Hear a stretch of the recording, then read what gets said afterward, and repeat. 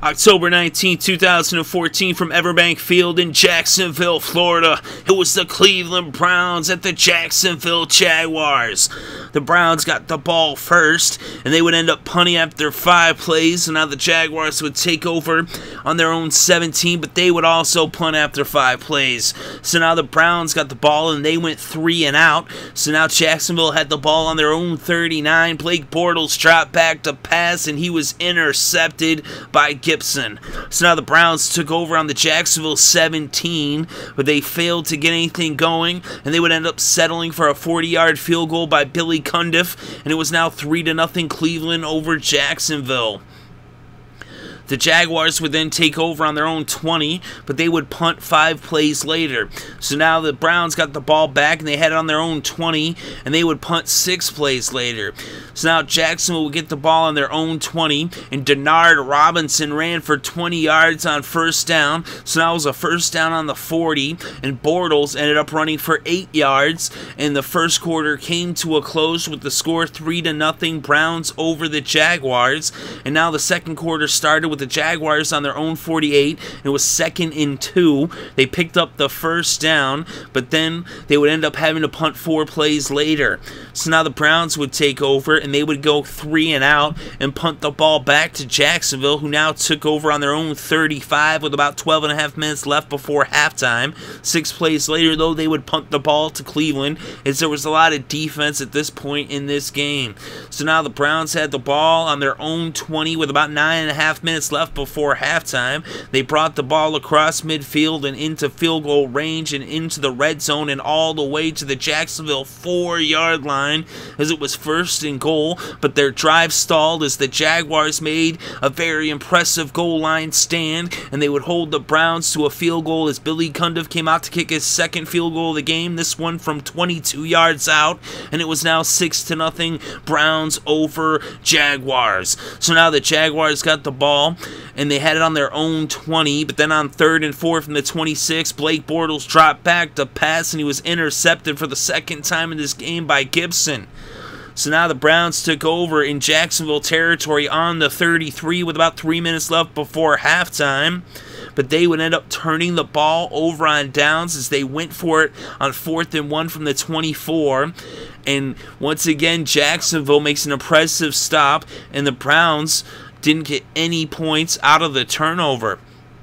So now the Jaguars had the ball on their own 24, and Bortles would hit Robinson for a 16-yard pass to make it a first down on their own 40. Then Bortles hit Harbor for a 24-yard pass to make it a first down on the Browns' 36. Then an incomplete pass, though, but there was offsides against the defense. It was a first down on the 31. So now Bortles dropped back to pass, and he hit Robinson for a 31-yard touchdown pass as Jacksonville took the lead with the score now 7-6. Jaguars over the Browns. So now Cleveland would take over on their own 23, and after not getting anything going, they just took a knee, and this game went to halftime as it was a 1-point game with the score 7-6, Jacksonville over Cleveland.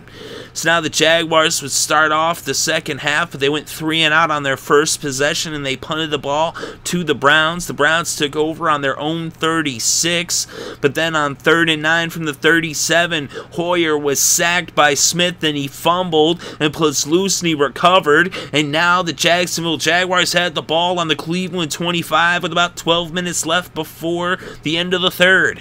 They wouldn't get into the end zone, but Scobee came out and he kicked the 30-yard field goal, and it was now 10-6, Jacksonville over Cleveland. So now Cleveland would take over on their own 20 with about 10 minutes left in the 3rd, and they would punt 5 plays later. Jacksonville would then go 3 and out as they punted it back to Cleveland, who would also go 3 and out as they punted it back to the Jags. So now Jacksonville had the ball on their own 16 with about 5.5 minutes left in the 3rd, and they would march across midfield, and then they would get into the red zone, but then on 3rd and 5, Blake Bortles dropped back to pass. He was intercepted for the 3rd time in this game. This one, though, was by Scrin, and so now Cleveland took over. and they had the ball on their own 12. They would bring the third quarter to a close. It was first down on the 37, and then Hoyer hit Gabriel for a 15-yard pass to bring it to the Jacksonville 48. And after 3, it was 10-6, Jacksonville over Cleveland. So now Cleveland had the ball to open up the fourth quarter on the Jacksonville 48 for a first down, but then an incomplete pass would bring up second down. Then they gained 5 yards on the ground by Crowell, and another incomplete pass now would bring up fourth down, and they elected to go for it on 4th and 5 from the Jacksonville 43, and they actually lost 2 yards. So now the Browns turned the ball over on downs, and the Jaguars took over on their own 45 with about 14 minutes left in this game, and with a 4-point lead. They would punt the ball, though, 6 plays later. So now the Browns took over on their own 6-yard line with about 10.5 minutes left in the game. And then on 2nd and 10, Hoyer hit Hawkins for a 65-yard pass, so now it was a first down on the Jacksonville 29.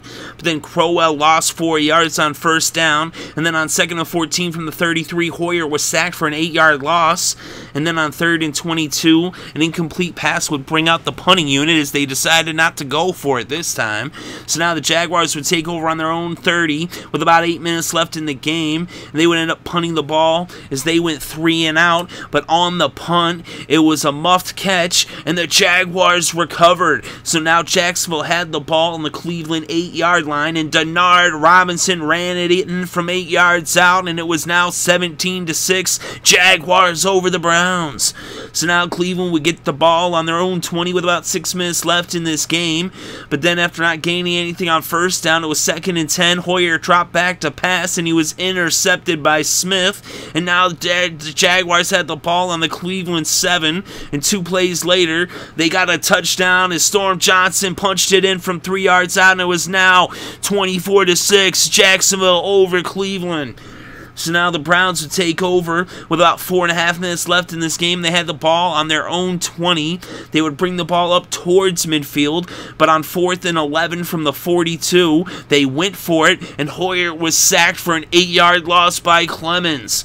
So now Jacksonville took over, and they ran the clock out, and the Jacksonville Jaguars get their first win of 2014 with the final score, Jacksonville 24, Cleveland 6, and now the Jaguars are 1-6 on the season, and the Browns are 3-3. And in this game, Blake Bortles was 17 for 31 with 159 passing yards, 1 touchdown, and 3 interceptions. He also rushed for 37 yards off of 5 carries.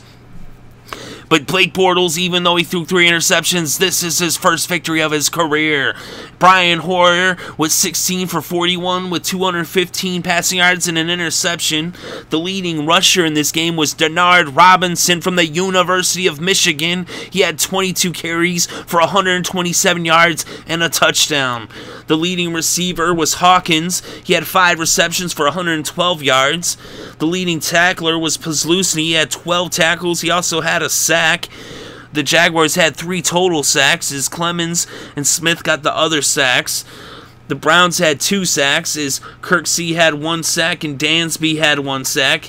Kirksey had 9 tackles. Dansby had 6 tackles. And Clemons, by the way, had 5 tackles and Smith had 4.